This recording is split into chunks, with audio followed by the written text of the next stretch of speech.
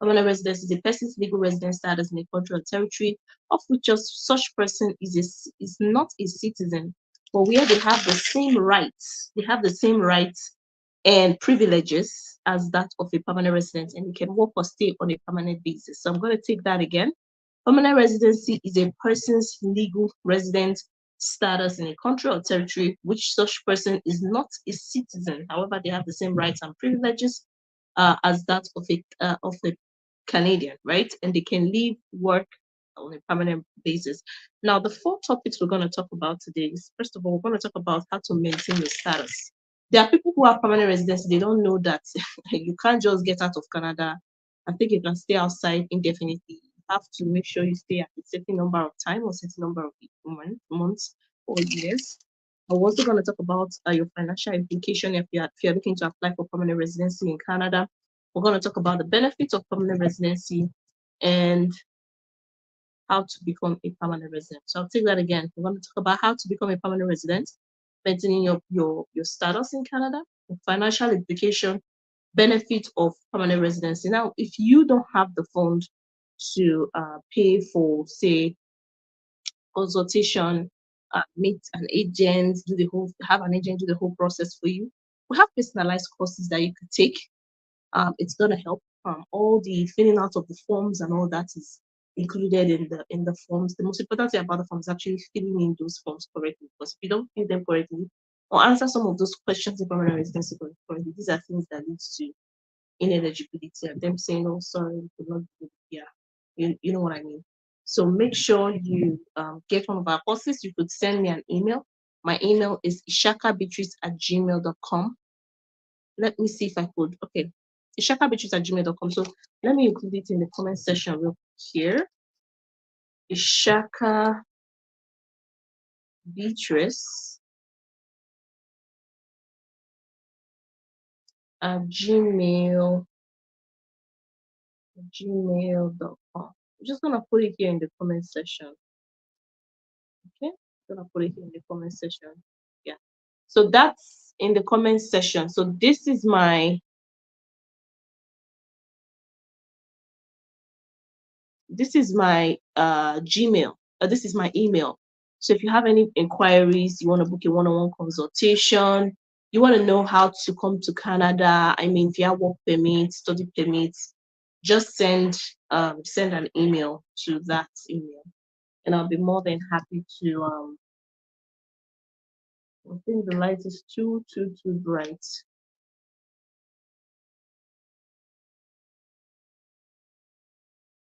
Just send your information to that email, and I'll be more than happy to respond.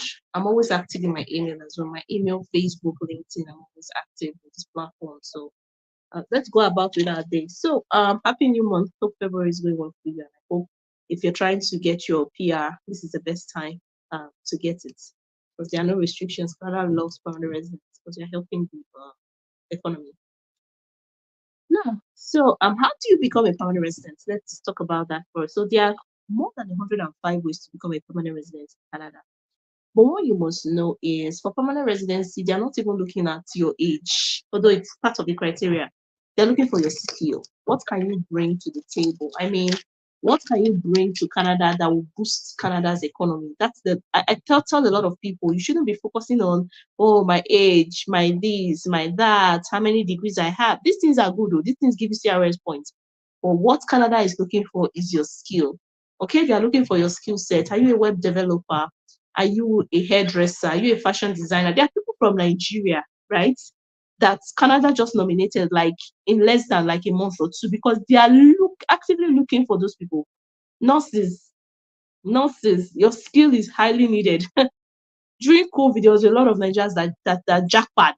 Let me use the word that ran away because Canada was looking for nurses. I mean, the volume of people say, oh, in Canada you can't be. That's a lie. You can be a nurse from outside. You can be a nurse from outside Nigeria and become a permanent resident in Canada. You just have to make sure you pass your RNCL clerks exam and the rest of them. But nurses are welcome. It's doctors that it's a little bit challenging for doctors. But as long as you're a nurse, it's possible for you to immigrate to Canada. So your skill is what the Canadian government is really looking out for. Okay, so if I have tons of videos on this channel, so if you want to understand what knock code is, knock code is the classification, is your job classification. That's why they ask you, what is your knock? What tier are you under? When you hear the word tier 1, tier 2, tier 3, knock 3382, knock 2817, knock 0012, what are those things? What does those things mean? Those are your occupation. Those are the things you do for a living. Those are the skill you are bringing to Canada to help boost their economy. What's the point of you getting permanent residency and you can't work in Canada? Nobody can. You're unemployable. It's irrelevant. So what they are looking for, it's your skill. If you're an engineer, you have to have a certain knock code. Some people don't know this. It's just rush to the Canada website and apply. No, if you don't know your knock, it can affect you, and it can make you ineligible for PR. So make sure you know your knock codes. And this is where a one-on-one consultation comes in play. It's not a lot of money. I mean, the economy has gone up. If you send me an email, I'll send you the amount, but it's not a lot. Especially if you are even inside of Nigeria, it's not a lot of money. Most consultants in Canada, they charge you $100 for an hour. I myself, I paid a consultancy once, although she's a lawyer, $250. That's about 250, about 100 and something, 250,000 naira. So US, she did collect Canadian. And she did Canada. But I'm paying you, but our one-on-one consultation way less than that. And plus that, you get a free book from me. You also get a free book from me, and you get what again? You get personalized advice and guide if you're gonna do it on your own. I also get access to some courses. Come on. Nobody's gonna give you these free packages I'm giving you. Okay, so send me your DMs for your one-on-one consultation. Trust me, it's good you know what you're getting into. A lot of people just dive into permanent residency. They don't know the process, just want to get out of Nigeria or get out of their home country, and then God forbid they get denied. Okay, so we are trying to stay clear of denials. So please send me those DMs. So now I told you guys that your skill is what Canada is looking for. Your skill is very important. Okay, Canada is looking for your skill. However, there are also 5 other things that you need to have for you to be eligible. Even before you apply, they're going to ask you. Number 1 is your language proficiency. So you have to either take the IELTS exam or the self-pip exam. Your age. So Canada would rather you are between 20 to 29. Your CRS point will really improve. The moment you are 30, 40, 50, except have a lot of money, your financial capacity, can you take care of yourself? The minimum money we should be seeing in your account is 30 million naira, which is $30,000. 30,000 and above. If you have 50,000, even good. If you have 100,000, even good. They want to see that you have lots of money in the account. Your language proficiency, your age, your educational qualification, your marital status. Now, for the marital status, there are people who are single. There are people who are married. Their spouse will write it out. They'll write it out to boost their score, their CRS score, even though their spouse is not accompanying them to Canada. So please pay attention to this, okay? So we have your age, your language proficiency, your educational qualification, your marital status, and your financial capacity. I mean, they don't want you to come to Canada and be a body. They're already taking care of sick kids in Canada. They're taking care of the elderly in Canada. They're taking care of homeless people. And then you will not bring your own. You will bring money. No, now. No, every economy is looking to boost. Everyone is looking to boost their economy. So yeah, you need to make sure you have that money there. Now, for any immigration, for you to even qualify for permanent residency, you need to be eligible for any of the 4 immigration programs. There is the Canada Experience class, which is what I use. I studied in Canada. From there, I got a work permit from there. That's what most Nigerians use for PR. There is also the federal skill trade. Please watch most of my videos. Watch my previous videos where I came live. Most of my life, I conducted it with Canada International Work and Study Resource Center. I watch those ones, federal skill trade. So you have to have a job offer. That one, you don't really need to have a lot of money, but please have money on your account. Have money in your account, because I mean, when you come, who's going to pay the rent and all that? Have money in your account. It's federal skill trade. It's federal skilled worker. You don't need to have a job offer. Then there is provincial nominee. So you're applying directly via a province. The province nominates you, and then you are good to you are good to come to Canada. And once you get provincial nominees, it's a highway ticket, because I mean, your CRS score is going to go up by 600 points. So you are definitely getting an invitation to apply. And then after that, you're in Canada. So I'm going to repeat that. Before you become a permanent resident, you have to qualify under any of these 4 programs. Okay, we have the Canada Experience Class, we have the Federal Skill Trade, we have the Federal Skill Worker, and we have the Provincial Nominee Program. Okay? Now, there are about 10 provinces in Canada. I want to say this again and again because the reason why Mac Miller brought this policy about study permits, all the agents in Nigeria sending people to Ontario. And I'm like, there are 10 provinces for crying out loud. Why would you send 900 people to Ontario? Excuse me. Why would someone send 900 people to one province? If it's Saskatchewan, Saskatchewan is a good province. I know it's cold. There is British Columbia, there is Prince Edward Island, there's Quebec, there's Newfoundland and Labrador, there's Alberta, there's Manitoba, there's New Brunswick, and there's Nova Scotia. It's about 10 provinces. You don't have to chunk yourself into Ontario. Once you get your permanent residency in any of these provinces, you can leave that province and then move to Ontario. If Ontario is the best place you want to go to, British Columbia is warm. So they give the advantage of Ontario is warm. My family is there. Yes, I understand. It makes sense to be with your family. British Columbia is also warm. Maybe you should move your family because Ontario is jammed. Everybody wants to live in Ontario. And Ontario is one of the hardest provinces to get permanent residence. Let me say it again. If you're looking to get permanent residence and you're residing in Ontario, it's going to be impossible. Some people, it's impossible. So get out of Ontario, go to a different province. That's the mistake I made. I kept on telling myself I would have just done a school transfer, gone to Saskatchewan, because I heard that Saskatchewan, the province would even give, as a student, the province would even give you a provincial nominee. I heard Manitoba does this. So many other provinces, but Ontario does not do that. International, for an international student, you have to get LMI. Who will give you LMI instead of Canada? I worked, I did all I could. Nothing was forthcoming. So I had to use the normal route, Canada Experience Class, and because of COVID, they dropped the CRS score, and that's how I got an invitation to apply. So please and please get out of Ontario. Now, there are 3 territories, but most people don't focus on the territories. And the reason why they don't focus on the territories is because nobody really goes there. If people rarely talk about it, they have their own rules, they have their own laws and all that. But I really don't even advise you to go to territories. Please go to the province, go to Nova Scotia, go to British Columbia, go to Newfoundland and Labrador, go to Quebec, although they speak French. And for those people who speak French, please and please and please, you have a high advantage. You have a very, very high advantage. Don't joke with it. French-speaking people, I had a friend that they pay $50 per hour at some point. You work with government services. If you can speak and write in French, your skill is highly needed. All the province needs you. The highest province that will need you is Quebec. But even Ontario, they are seeking for French-speaking people. So please and please. Now, F of these 4 programs I mentioned, I talked about Canada Experience Class, Federal Skill Trade, Federal Skill Worker, and Provincial Nominee. They have their own eligibility criteria, okay? Now, all the provinces have their own eligibility criteria, but you still have to follow that. If you're going to get your provincial nominee via, say, Ontario, Quebec, Nova Scotia, you have to still follow that Canadian Experience Class, Federal Skill Trade, Federal Skill. You have to fall into one of them. Okay, you need to know your NOCO. So do send me an email, because someone sent me an email and I was like, she doesn't know what is NOCO, what is tier 1, what is tier 2. So I'm like, send me an email. That's the email in front of you, ishaka ishaka@gmail.com.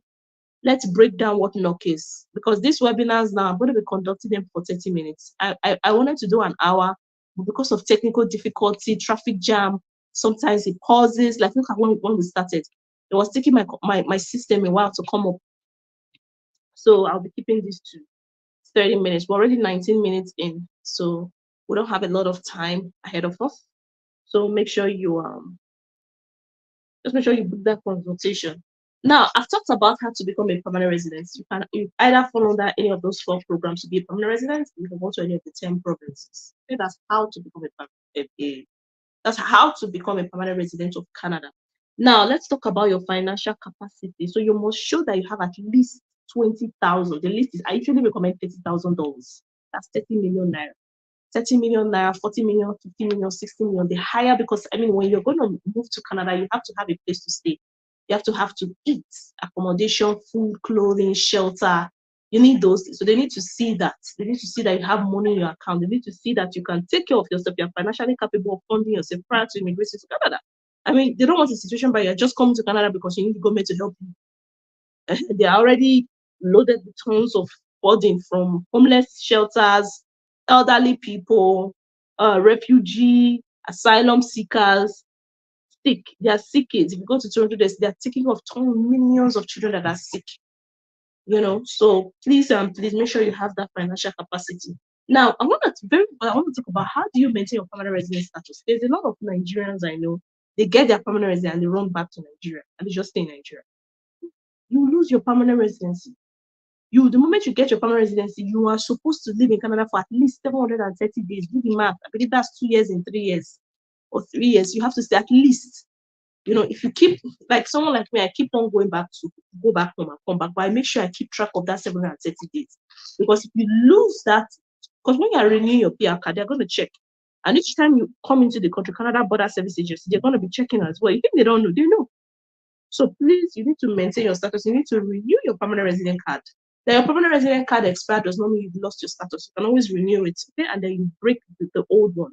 But you need to make sure you live in Canada presently for at least 730 days. You don't need to get up. You can apply for Canadian citizens to be safe. But if you don't have that luxury of time to apply for the Canadian Canadian citizenship, just make sure you are maintaining 730 days. You're always in Canada 730 days. You're always in Canada 730 days, probably every 2 years. Then you travel back home, you stay for like 1 year, come back, stay for 2 years, come back home. If you're the working class person, you need to see your family. You're always doing that 1 year in, 2 years out, 1 year in, 2 years in, 1 year out, 2 years in, 1 year out. But just make sure you maintain your status. Now, what are the benefits of permanent residency? This is the fun part, and this is why a lot of people are looking to immigrate to Canada. Yes, so I wrote it down because if you don't tell Nigerians this thing, they wouldn't, take notes, and some of them will do like. So benefits of permanent residency, number one, you have social benefits like Canadian. Okay, so you can work anywhere, you can school anywhere. You can work in Nova Scotia, you can work in British Columbia. You don't have to apply for their own work permit, so you're free. And you are protected under the Canada Shattered Law, Rights and Freedom. So what I mean by that, you know how there are certain offense you would commit because you are an international, so they send you back home, you get deported. You don't get deported in Canada if you're a permanent resident. You can use their law.